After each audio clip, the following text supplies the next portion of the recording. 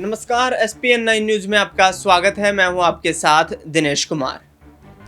Congress party की राष्ट्रीय महासचिव प्रियंका गांधी इन दिनों केरल के वायनाड से दौरा करके वापस लौटी हैं।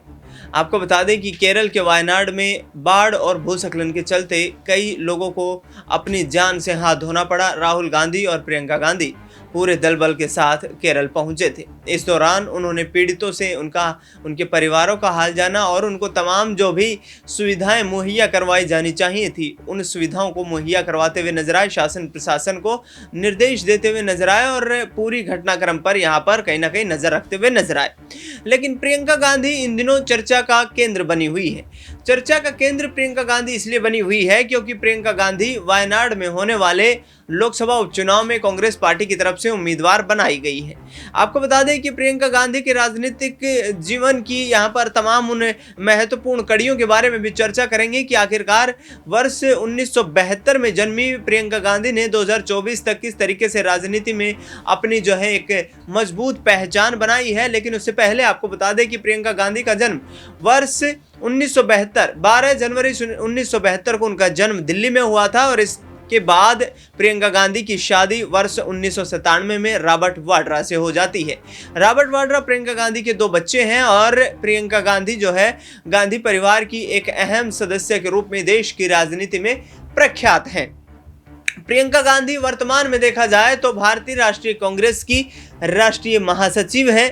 वर्ष 2004 के लोकसभा चुनाव में जिस वक्त कांग्रेस पार्टी सत्ता में वापसी करने के लिए जद्दोजहद कर रही थी और दूसरी तरफ अटल बिहारी वाजपेयी की सरकार हिंदुस्तान में थी, 2004 के आम चुनाव के दौरान प्रियंका गांधी अपनी मां सोनिया गांधी के साथ राजनीति में सक्रिय होती हैं, पार्टी के लिए चुनाव प्रचार करती हुई नजर आती हैं और पार्टी की सत्ता में वापसी में एक अहम भूमिका भी निभाती हुई नजर आती हैं।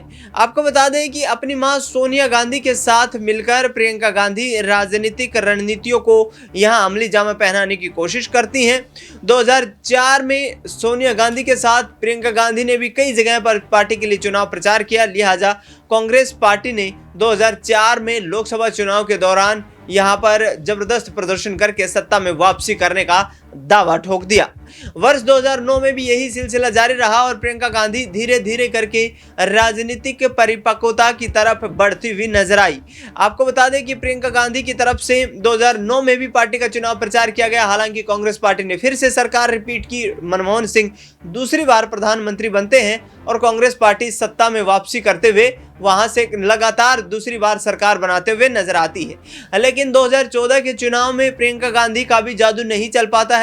प्रधानमंत्री नरेंद्र मोदी के प्रभावी चेहरे के चलते यहां पर 2014 में पार्टी ने लोकसभा चुनाव में जिस तरीके का प्रदर्शन किया उसके बाद से लगातार ये कहीं ना कहीं कांग्रेस पार्टी के अस्तित्व पर सवाल उठने लगे कि कांग्रेस पार्टी अब आगामी वक्त में क्या देश की राजनीति से खत्म तो नहीं हो जाएगी।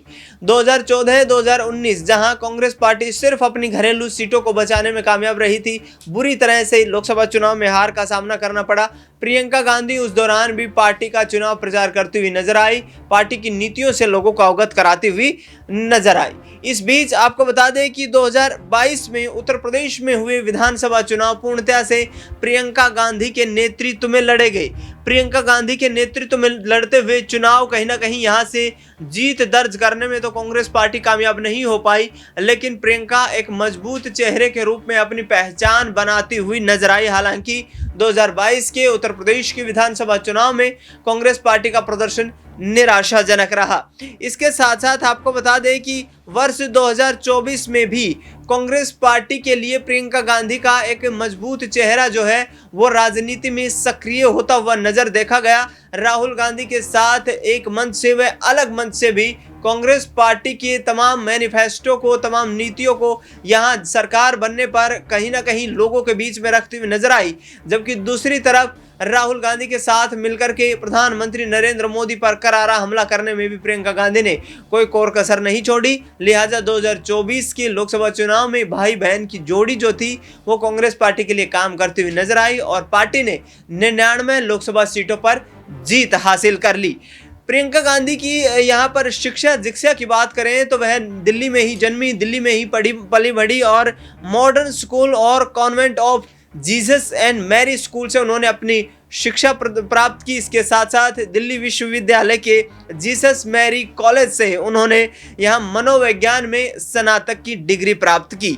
बौद्ध अध्ययन में प्रियंका गांधी ने मास्टर डिग्री भी हासिल की है और 2024 के अब लोकसभा चुनाव में प्रियंका गांधी कांग्रेस पार्टी की तरफ से उपचुनाव लड़ने जा रही हैं, जो उनके राजनीतिक कैरियर का पहला चुनाव होगा, क्योंकि इससे पहले प्रियंका गांधी ने कोई चुनाव नहीं लड़ा है और ऐसे में कहीं ना कहीं कांग्रेस पार्टी भी मजबूती के साथ उनको चुनावी मैदान में उतारने की तैयारियां पुख्ता करती हुई नजर आ रही है। दर्शकों, आपको बता दें कि प्रियंका गांधी जिस तरीके से पिछले यूं कहें कि 8-10 सालों में जिस तरीके से राजनीतिक पहचान के रूप में वो उभर करके सामने आई है, तमाम जो पार्टी के नेता हैं उसके साथ साथ तमाम जो है देश की जनता, उनको उम्मीद है कि प्रियंका गांधी राजनीतिक जीवन में एक बड़े मुकाम को छूती हुई नजर आएंगी।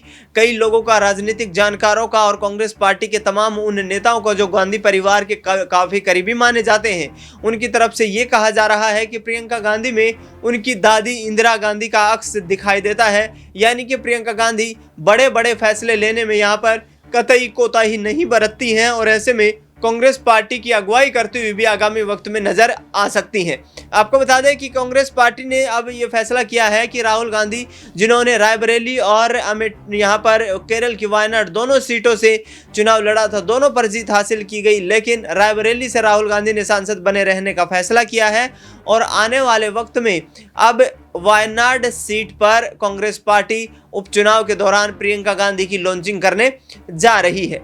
आपको बता दें कि प्रियंका गांधी वायनाड के 3 दौरे कर चुकी हैं और यहाँ जिस तरीके से वो हमला करती हुई पूर्व केंद्रीय मंत्री स्मृति ईरानी पर नजर आ रही हैं। स्मृति ईरानी ने 2024 के लोकसभा चुनाव के दौरान कहा था कि वह वायनाड से भी चुनाव लड़ने की इच्छुक हैं यदि पार्टी उनको जिम्मेदारी देती है और ऐसे में पार्टी के लिए चुनाव लड़ते हुए वह बड़ी जीत हासिल करने का सियासी रुतबा रखती हैं और ऐसे में राहुल गांधी को फिर से वह चुनावी मैदान में टक्कर देंगी। लेकिन स्मृति ईरानी को अब प्रियंका गांधी की तरफ से चुनौतियां दी जा रही हैं कि हारने के बाद अब उपचुनाव लड़ने के लिए वह उनके सामने आए और उपचुनाव लड़ करके दिखाए।